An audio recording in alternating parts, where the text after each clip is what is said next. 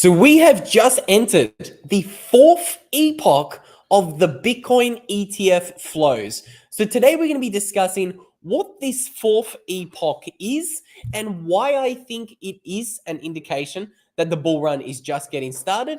We're also going to be talking about what Larry Fink just recently said, but I want to start by breaking down the chart that was on the thumbnail of today's video. You can see that it has four distinct phases or epochs that are associated with the Bitcoin ETF flows. So again, credit is, credit where credit is due. I think Fred Krueger made one of these charts a little while ago talking about the third epoch of the Bitcoin ETF flows. And I've added the fourth because I think we've actually added this fourth era of the ETF flows. And this era is the era of surprise. The Bitcoin ETF flows are back all of a sudden after many people thought that they were dead. They thought that the third epoch of the Bitcoin ETF flows was the Bitcoin ETFs in America reaching their saturation point. But that is not true. Have a look at this chart here by HODL 15. He's showing that in the 20th week of the Bitcoin ETF flows, only 3,150 Bitcoin were mined, but 15,000 Bitcoin were bought by the ETFs. Okay, so when we zoom in and have a look at these epochs in a little bit more detail, I'm going to try to summarize them. So Epoch 1, that was the first 2 weeks of the Bitcoin ETFs going live. During this time, most people thought the ETFs were a flop. Most people thought that the ETFs failed. Most people thought that there was no demand for Bitcoin. That has all been proven very, very, very incredibly wrong by epoch number 2. In the second epoch, it became abundantly clear that there was enormous demand for Bitcoin. And we could see that there was billions and billions and billions and billions of dollars worth of demand for Bitcoin. And we can see what that did for the price of Bitcoin in this second epoch. When we saw these billions of dollars flow into the Bitcoin ETFs, the price of Bitcoin rallied from $39,000 to $74,000, okay? Absolutely surprising everyone who thought that the ETFs were just a flop because of what happened in that first epoch. Then the third epoch came along, and as we can see on the chart, this era, there was a lot less flows into these Bitcoin ETFs. And the price of Bitcoin is just pretty much chopped sideways for that, past month, maybe 2 months, okay? This third epoch, let me get you the exact dates. This third epoch looks like it was, 2 months old. So we have about 8 weeks worth of data here. And as we can see, there wasn't really a whole lot of action. There wasn't a lot of inflows. There wasn't a ton of outflows. The price was just relatively steady, okay? And most people thought, okay, that's it. The ETFs are over. There's no more demand for Bitcoin to come. The flows are done. But that is not true.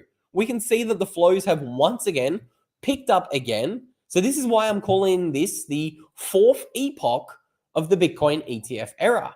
I think we've entered it. And we do know that once we break that all-time high, things are going to get seriously spicy. Okay. Again, just quickly, this is where we got the data from, heyapollo.com. And as we can see, we got 2 consistent weeks now of significantly higher inflows. Maybe this week was a little bit of a deviation. We didn't see a whole ton of inflows, but I think we are in that next epoch, that next era for Bitcoin. Okay, so let's talk about what comes next. Because again, nobody knows what comes next, but we did do a video a little while ago looking at why Bitcoin doubles in a space of literally days after it breaks an all-time high, okay? So if you guys missed that, if you go back and look at the data in 2020, 2017, and 2013, Bitcoin on average takes about 15 days to double after it convincingly breaks its all-time high. So again, I think maybe, just maybe, when we finally break the all-time high of, $70-ish thousand, things are going to get really spicy really quickly, okay? If history repeats, you know what they say about history repeating? Nobody knows what is going to come in history.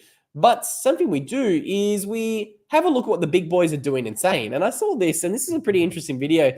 want to play for you guys. It's Larry Fink at the World Economic Forum. So wrap your ears around this one.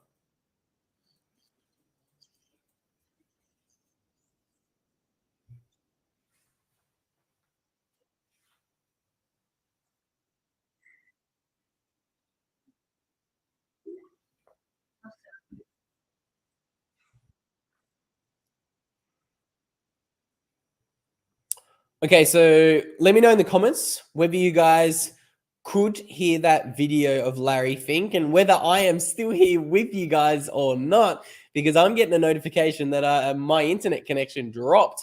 But the long and the short of what Larry said was he said that the world is short power.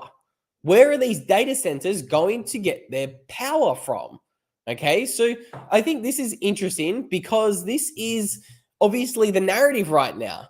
The narrative for a long time was that there's these Bitcoin data centers are going to use all of the world's power, and obviously the narrative has kind of shifted recently, and the blame is now being put onto AI. Okay, everybody's worried about AI and all of the power those AI data centers are going to be taking. So I saw that video and I could not help but had to play it for you because obviously Larry Fink is at the center of many very fast emerging trends today.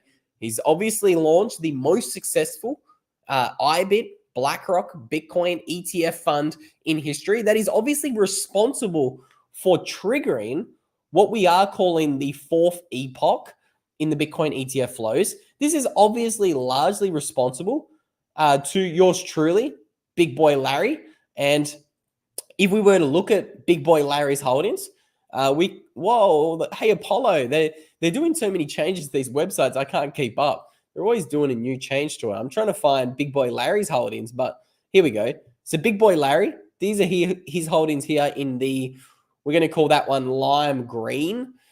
And as we can see, they hold 292,000 Bitcoin. You know, just a little bit of a lazy stack, an incredible stack. So again, I wanted to play that video because I think Larry finds himself at the center of the Bitcoin revolution, but also at the center of, well, he's trying to position himself at the center of the AI revolution, which is, again, you got to ask yourself, why? What is Larry doing? I don't know, but all we do know is that their IBIT Bitcoin ETF was the fastest ever to reach $20 billion in assets under management. They recently ticked over this little milestone this week. We can see it absolutely smashed the previous record holder. So again, 137 days. Not bad for IBIT. Not bad at all. And we can also see here, I wanted to show you a chart, but I've lost it. So I think the chart that matters here is obviously this one. It is these ETFs are slowly getting more and more capital. And this is largely due to who we found out that was holding these Bitcoin ETFs. I don't think we've done a dedicated video on this on the personal channel. We might have done one on the Bitcoin news channel. But as you can see, 13 of the world's 25 largest hedge funds now hold Bitcoin. So let me break that down for you guys. Out of the world's 25 largest hedge funds, 13 of them now own Bitcoin. More than 50%, okay? Massive, really, really big. And when we dig into the data and have a look at this chart here, you can see some of the disclosures, some of the holdings. We can see Millennium Management owns a lazy 1.4 billion. Subsequana, I hope I said that one correctly. They own $1.185 billion. We got Horizon Kinetics Asset Management, a lazy $913 million. Okay, so capital is absolutely plowing into these Bitcoin ETFs.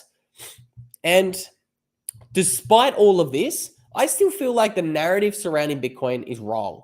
I still feel like a lot of people think that Bitcoin's volatility is going to decrease in the future. Now, if you guys haven't seen it, I actually did a video today explaining the 3 reasons for why this is wrong and why Bitcoin's volatility will rise from here, and why the experts like Gareth Soloway, who believes that Bitcoin's volatility is going to decline, I explained why I thought they were wrong. Okay, so if you haven't seen that video yet, You can check it out. It's linked on screen. Going to try to make it nice and big for you boys. But you can see it there. That is where it is. Now, that is what is going on right now with the videos. I want to know what happened to All Night Hider's ACL. Because it looks like, oh no, hey everyone, I'm still at Rebel Capitalist Live. I thought he said he tore his ACL. It's good that you have both legs and both ligaments in both your knees, All Night Hider. I would love to do a wrap about what's happening at Rebel Capitalist Live. My buddy George puts on an event every year, and I'm sure it would be an absolute banger because, as we can see, Mark Moss is talking with Jeff Snyder, and oh god, that'd be very funny. I wish I was there for that conference. So hope you're having fun, All Night Hider. Thank you so much to everyone who tuned in. I agree with what McLovin says. I think the ETF holders plowing capital into these Bitcoin ETFs, they are going to start getting a lot more attention. So stay tuned for that. I think that, this next fourth epoch of Bitcoin's life, or the Bitcoin ETF flows, could be the most interesting because, again, it could align with the period of time where Bitcoin really starts to get motoring. We know the most interesting, seasonality for Bitcoin is that latter half of the year, okay? So Q3 and Q4 is when Bitcoin really gets motoring. We're in June right now. So again, could be very interesting. Maybe this, fourth era of the ETF flows ignites the next more euphoric phase in this bull run. Again, who knows? But with all that said, guys, hope you enjoyed this video. Going to keep it short. Still crook as a dog, and I still have a very, very scratchy throat, so I apologize about that. But with all that said, hope you're enjoying your weekend, and we will see you and the capital tsunami that McLovin is talking about in a distant video. So thank you for tuning in. Enjoy the rest of your weekend.